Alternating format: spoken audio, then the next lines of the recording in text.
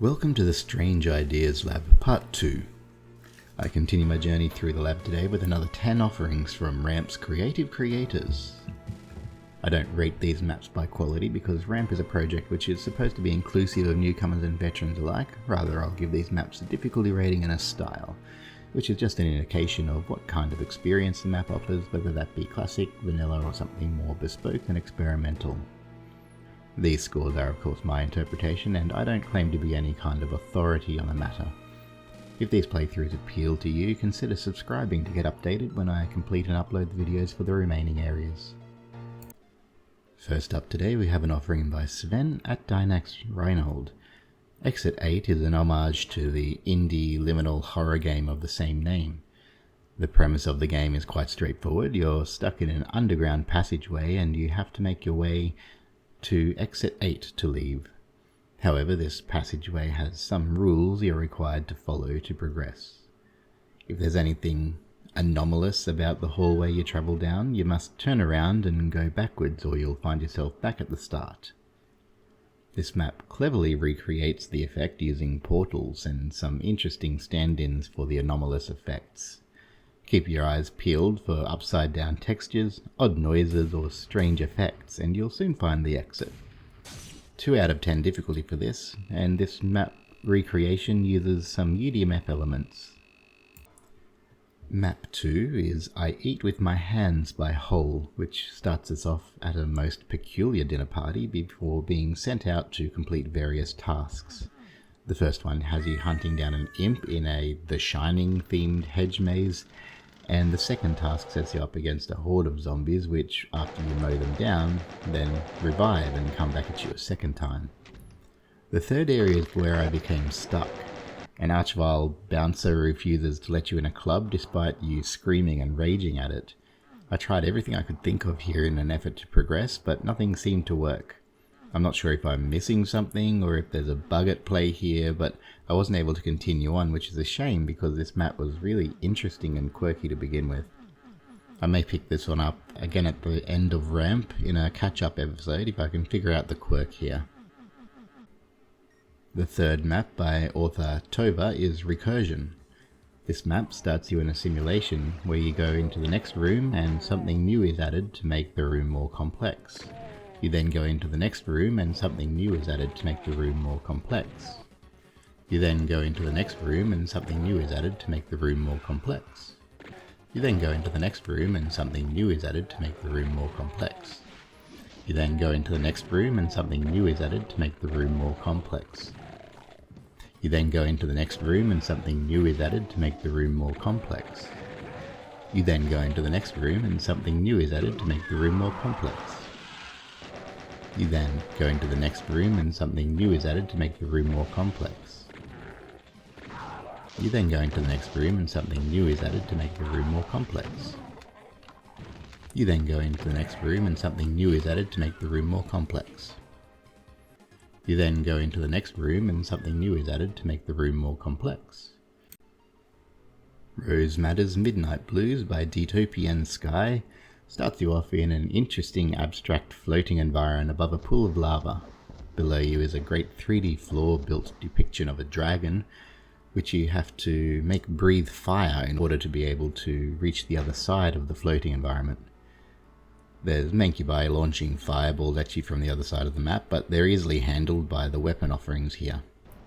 You're given a choice of 2 teleporters once you make it through the yellow door, and the one that I chose seems to have locked me out from going through the other side, so I'll leave the other area for the viewer to explore themselves. But this final area is a horrid amalgamation of rock and flesh and sends you up and down arrays of stairs to clear out congregations of cacodemons, revenants, archviles, and a smattering of other demons. The secret BFG here really helps put these critters in their place. Finish the map by jumping down the throat of this final area. 6 out of 10 difficulty, UDMF elements. Devil's Ashtray might be the most technically impressive map in the entire RAMP offering, for reasons which will soon become clear. DRKV starts us in an E1M1 facsimile before sending us over to some trippy lab space where the real show begins. In the psychoacoustics chamber, you're given a blood-pumping driving track to accompany you, and an arena that simply will not stop changing before your very eyes. This relatively small room just keeps twisting and warping its textures, sector types, monsters and resources in a way which absolutely boggles my mind. I can't even begin to comprehend how this was accomplished, but it flows so well and works without so much as a single out-of-place texture. After about 10 minutes of adrenaline-raising psychotic combat, you'll spat out the other end where you can answer a ringing phone to be ported to the final area, where an Illuminati-style extraplanar entity commends your efforts. Challenge is 6 out of 10 for this map. I'm putting this under bespoke because the design on this was just so incredible. Juniper Hart's red light dropship is next on the list and sends you into a psychedelic environment that makes heavy use of custom lighting, glow, dynamic lights, and coloured sectors to give a beautifully trippy alien spaceship look and feel.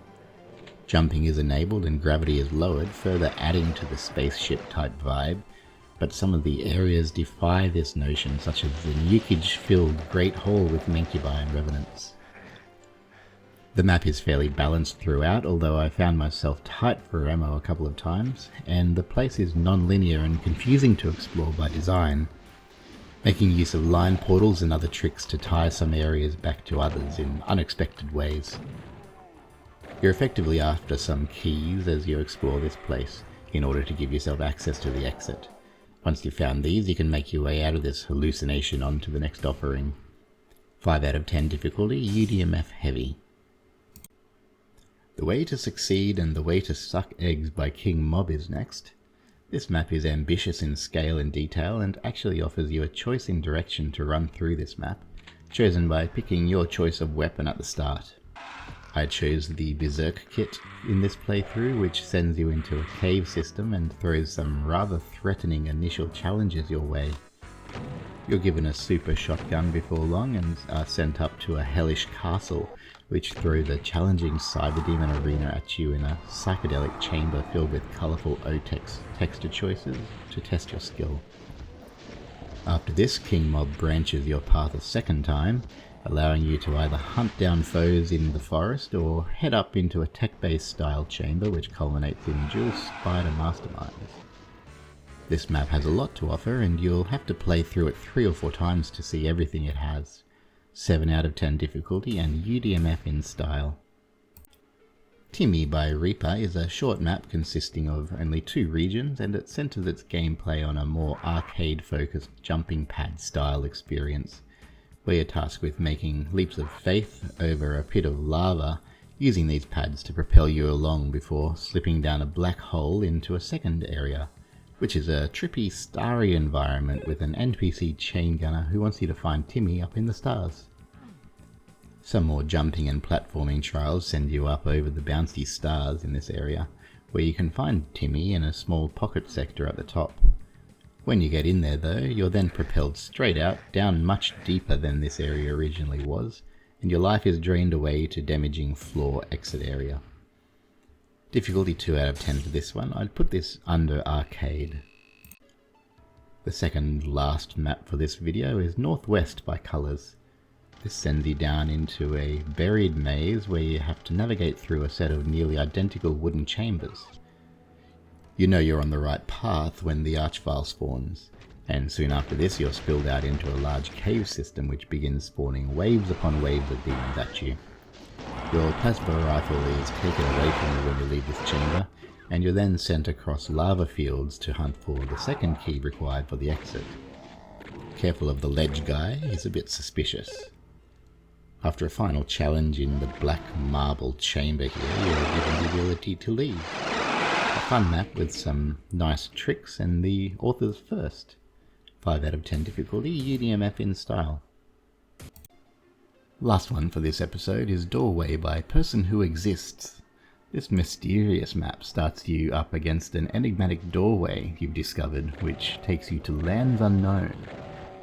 You'll find yourself fending demons off for their pirate treasure on a massive ship in the middle of the ocean, before delving deep into a dungeon filled with secrets and dangerous monsters. Third, you'll storm a castle, shooting revenants and imps off of ramparts before finding a dagger And finally, you'll enter a galactic ethereal space where you're paired off against a cyber demon. My advice is to keep a close eye on your ammunition throughout this map, and save what you can for the end. I actually ran out of ammo before I could kill the final boss here, and I had to give myself some more cells to finish out the map. This is a fun map with creative use of portals. 5 out of 10 difficulty, UDMF styling. And that rounds out our second offering of the Strange Labs experience, a tasting platter worthy of the location's name, with plenty more to discover in the next episode. If you've stumbled on this video and are interested in playing these maps for yourself, I fully encourage you to download RAMP2025 and see what the community has put together. Alternatively, you can check out my other videos covering the other ramp maps, with more to come out in the coming week or two. Thanks for watching.